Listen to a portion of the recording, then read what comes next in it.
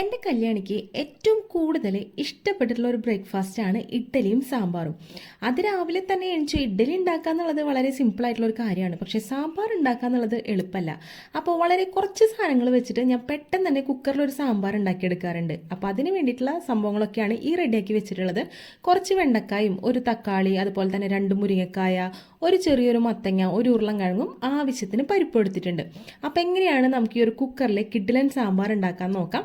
ആദ്യം തന്നെ പരിപ്പൊക്കെ നല്ല വൃത്തിയായി കഴുകിയതിന് ശേഷം കുക്കറിലേക്ക് ഇട്ട് കൊടുക്കുക.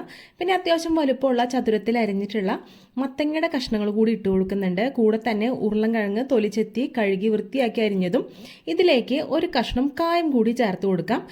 കായം ചേർത്ത് കൊടുക്കുന്ന സാമ്പാറിന് ഒരു പ്രത്യേക മണവും അതുപോലെ തന്നെ ഒരു പ്രത്യേക രുചിയാണുള്ളത്. അപ്പോൾ അതൊന്നും സ്കിപ്പ് ചെയ്യരുത്.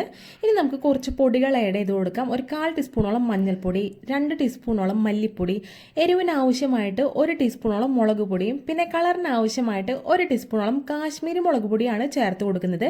ഇനിയിപ്പോൾ നിങ്ങൾക്കിത് ചെറിയ ലോ ഫ്ലെയിമിലിട്ടൊന്ന് ചൂടാക്കിയതിന് ശേഷം ഈ ഒരു കൂട്ടുകളൊക്കെ നമുക്ക് ചേർത്ത് കൊടുക്കാം. ഞാൻ ചൂടാക്കാനൊന്നും നിൽക്കുന്നില്ല. കാരണം എന്താണെന്ന് വെച്ച് കഴിഞ്ഞാൽ വളരെ സിമ്പിളായിട്ടുള്ള റെസിപ്പി ചെയ്യാമെന്നാണ് ഞാൻ ആദ്യം തന്നെ പറഞ്ഞത്. അപ്പോൾ അതുപോലെ തന്നെ അധികം വഴറ്റലും കാര്യങ്ങളൊന്നും ഇല്ലാണ്ട് സിമ്പിളായിട്ടുള്ളൊരു റെസിപ്പി തന്നെയാണ്. ഇനി നമുക്കിതിലേക്ക് ആവശ്യത്തിന് ഉപ്പ് കൂടി ചേർത്ത് കൊടുക്കാം. പിന്നെ ആവശ്യത്തിന് വെള്ളം ഒഴിച്ചു കൊടുക്കാം. ഇത് മുങ്ങിക്കെടുക്കുന്ന രീതിയിൽ വേണം വെള്ളം ഒഴിച്ചു കൊടുക്കാനായിട്ട്. ഒരു സ്പൂൺ വെച്ച് നല്ല രീതിയിലൊന്ന് മിക്സ് ചെയ്ത് കൊടുത്തതിന് ശേഷം നമുക്ക് അടുപ്പിലേക്ക് വെച്ച് കൊടുക്കാം. തീ ഓണാക്കി കൊടുക്കാം. ഒരു 3 വിസിൽ വരുന്നവരെ നമുക്ക് വെയിറ്റ് ചെയ്യാം. ഈ ഒരു സമയം കൊണ്ട് തലേദിവസം നമ്മൾ മാവൊക്കെ തയ്യാറാക്കി വെച്ചിട്ടുണ്ടായിരുന്നു. മാവൊക്കെ നല്ല രീതിയിൽ പൊന്തി വന്നിട്ടുണ്ട്.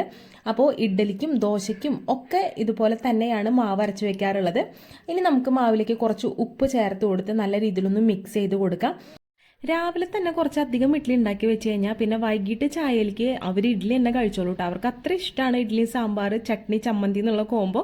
അപ്പോൾ എന്തായാലും ഇഡ്ഡലി തട്ടിൽ കുറച്ച് വെളിച്ചെണ്ണയൊക്കെ തേച്ച് കൊടുത്തതിന് ശേഷം ഞാൻ മാവ് ഓരോ തട്ടിലേക്കായിട്ട് ഓരോ കുഴിയിലേക്കായിട്ട് ഇങ്ങനെ ഒഴിച്ചു കൊടുക്കുകയാണ്. പിന്നെ ഓവറായിട്ട് നമ്മൾ മാവ് ഫില്ല് ചെയ്യാനായിട്ട് പാടില്ല. അങ്ങനെ ഫില്ല് ചെയ്ത് കഴിഞ്ഞാൽ വെന്ത് വരുന്ന സമയത്ത് അതിൻ്റെ നടുഭാഗം തന്നെ വിണ്ട് കീറി ഒട്ടും ഭംഗിയില്ലാതിരിക്കും. അപ്പോൾ ആവശ്യത്തിന് മാവ് ഒഴിച്ചു കൊടുക്കുക. എന്നിട്ട് നമുക്ക് അത് അടച്ച് വെച്ചിട്ട് ഒരു 10 മിനിറ്റ് വേവിച്ചെടുക്കാം. ആ ഒരു സമയം കൊണ്ട് തന്നെ നമ്മുടെ കുക്കർ 3 വിസിലടിച്ച് കഴിഞ്ഞിട്ടുണ്ട്. അപ്പോൾ കുക്കർ ഓഫാക്കി ഇട്ടു. ഇനി നമുക്ക് ഒരു നെല്ലിക്ക വലുപ്പത്തിൽ പുളി എടുക്കണം. അതിലേക്ക് നമുക്ക് കുറച്ച് വെള്ളം ഒഴിച്ച് വെക്കാം. അത് നന്നായിട്ടൊന്ന് കുതിർന്ന് വരാനാണ്. നമുക്ക് സാമ്പാറിലേക്ക് പുളി പിഴിഞ്ഞു കൊടുക്കേണ്ട ആവശ്യമുണ്ട്. അപ്പോൾ അത് അവിടെ ഇരുന്ന് കുതിരട്ടെ. ഈ ഒരു സമയം കൊണ്ട് തന്നെ നമ്മുടെ കുക്കറിൻ്റെ ആ ഒരു പ്രഷറും കാര്യങ്ങളൊക്കെ പോയപ്പോൾ നമ്മൾ തുറന്ന് നോക്കി. അപ്പോൾ നല്ല രീതിയിൽ തന്നെ എല്ലാ കാര്യങ്ങളും വെന്ത് വന്നിട്ടുണ്ട്. വഴുതനങ്ങയും മത്തങ്ങയൊക്കെ ചേർത്ത് കൊടുക്കുമ്പോൾ സാമ്പാറിന് അത്യാവശ്യം നല്ല രീതിയിലൊരു കൊഴുപ്പ് കിട്ടും കേട്ടോ. അപ്പോൾ അതിന് വേണ്ടിയിട്ടാണ് കൂടുതലായിട്ടും മത്തങ്ങയും വഴുതനങ്ങയൊക്കെ ചേർത്ത് കൊടുക്കുക. അപ്പോൾ ഞാനിപ്പോൾ മത്തങ്ങ മാത്രമേ ചേർത്ത് കൊടുത്തിട്ടുള്ളൂ. ഇനി ഇതെല്ലാം കൂടി നല്ല രീതിയിലൊന്ന് മിക്സ് ചെയ്ത് കൊടുക്കുക. നമുക്ക് 1 കപ്പിൽ കൂടുതൽ വെള്ളം ചേർത്ത് കൊടുക്കണം. വെള്ളം ചേർത്തതിന് ശേഷം നമ്മൾ കഴുകി വൃത്തിയാക്കി നന്നാക്കി വെച്ചിട്ടുള്ള വെണ്ടക്കായും മുരിങ്ങക്കായും ഒരു തക്കാളി അരിഞ്ഞതും കൂടി ചേർത്ത് കൊടുക്കുക. വെള്ളം വീണ്ടും കുറവാണെന്ന് തോന്നുകയാണെന്നുണ്ടെങ്കിൽ വീണ്ടും ഇതുപോലെ ചേർത്ത് കൊടുക്കാവുന്നതാണ് കേട്ടോ. ഇനി നമുക്ക് നല്ല രീതിയിലൊന്ന് തിളപ്പിച്ചെടുക്കണം. അതിന് മുന്നായിട്ട് നന്നായിട്ടൊന്ന് ഇളക്കിയെടുക്കാം. ഇനിയിപ്പോൾ ഉപ്പും കാര്യങ്ങളൊക്കെ കുറവാണെന്ന് തോന്നുകയാണെന്നുണ്ടെങ്കിൽ അതൊക്കെ ഈ ഒരു സമയത്ത് നമുക്ക് ചേർത്ത് കൊടുക്കാവുന്നതാണ്. നല്ല രീതിയിൽ ഇതാ നമ്മുടെ സാമ്പാർ വെട്ടി തിളച്ചുകൊണ്ടിരിക്കുകയാണ്. ഈ ഒരു സമയത്ത് നല്ല സ്മെല്ലും കാര്യങ്ങളൊക്കെ വരുന്നുണ്ട്. അപ്പോൾ ഏകദേശം തിളച്ച് കഴിയുമ്പോൾ നമുക്കിതിലേക്ക് പുളി പിഴിഞ്ഞത് ചേർത്ത് കൊടുക്കേണ്ടതായിട്ടുണ്ട്. പുളിയുടെ വെള്ളം മാത്രമാണ് ഇപ്പോൾ ചേർത്ത് കൊടുക്കുന്നത്. നിങ്ങളിനിപ്പോൾ ചേർത്ത് കൊടുക്കുമ്പോൾ മുഴുവനായിട്ട് ഒഴിച്ചു കൊടുക്കേണ്ട, പുളി കൂടുന്നുള്ള പേടിയുള്ളവർക്ക്. അപ്പോൾ കുറേശ്ശെയായി ഒഴിച്ചു കൊടുത്തതിന് ശേഷം പുളി പാകമാണോ എന്ന് നോക്കുക. അതിനുശേഷം ഞാൻ ചേർത്ത് കൊടുക്കുന്നത് സാമ്പാർ പൊടിയാണ്. സാമ്പാർ പൊടി ചേർത്ത് കൊടുക്കുമ്പോൾ നമ്മുടെ സാമ്പാറിന് പ്രത്യേക ഒരു മണവും കാര്യങ്ങളൊക്കെ കിട്ടും. പിന്നെ നമ്മൾ വറുത്തരച്ചിട്ടൊന്നല്ല വെക്കുന്നത്, സാധാരണ പൊടികൾ ഇട്ടിട്ടാണ് വെക്കുന്നത്. അപ്പോൾ സാമ്പാർ പൊടി എന്തായാലും ചേർത്ത് കൊടുക്കണം. അതിനുശേഷം കുറച്ച് കറിവേപ്പിൻ്റെ ഇലയും കൂടി ഇട്ട് കൊടുത്ത് നല്ല രീതിയിലൊന്ന് തിളപ്പിച്ചെടുക്കാം. അപ്പോൾ നമ്മുടെ സാമ്പാറിന് കുറച്ച് കട്ടി കുറവാണ്. കാരണം അധികം പച്ചക്കറികളും കാര്യങ്ങളൊന്നുമില്ല, വറുത്തരച്ചിട്ടല്ല വെക്കുന്നത്.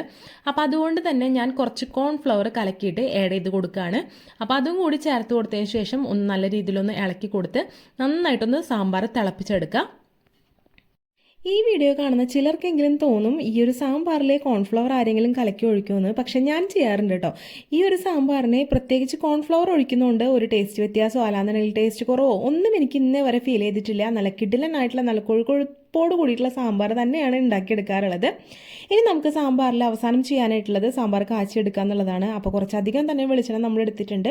ഇതിലേക്ക് 1 ടീസ്പൂണോളം കടുക് ചേർത്ത് കൊടുത്തിട്ടുണ്ട്. അതുപോലെ തന്നെ 1 ടീസ്പൂണോളം ഉലുവയും കൂടി ചേർത്ത് കൊടുത്ത് ഇത് നല്ല രീതിയിലൊന്ന് പൊട്ടിച്ചെടുക്കുക. ഇത് പൊട്ടിക്കഴിയുന്ന ഈ ഒരു സമയം കൊണ്ട് തന്നെ നമുക്കിതിലേക്ക് കുറച്ച് കറിവേപ്പിൻ്റെ ഇലയും കുറച്ച് വറ്റൽ മുളകും നടു പൊട്ടിച്ചതും കൂടി ചേർത്ത് കൊടുത്ത് ഈ ഒരു താളിപ്പ് നമ്മൾ നേരെ സാമ്പാറിൻ്റെ മുകളിലേക്ക് ഒഴിച്ചു കൊടുക്കുകയാണ്. അപ്പോൾ നമ്മുടെ കിട്ടില്ലനായിട്ടുള്ള സാമ്പാർ റെഡി ആയിട്ടുണ്ട്.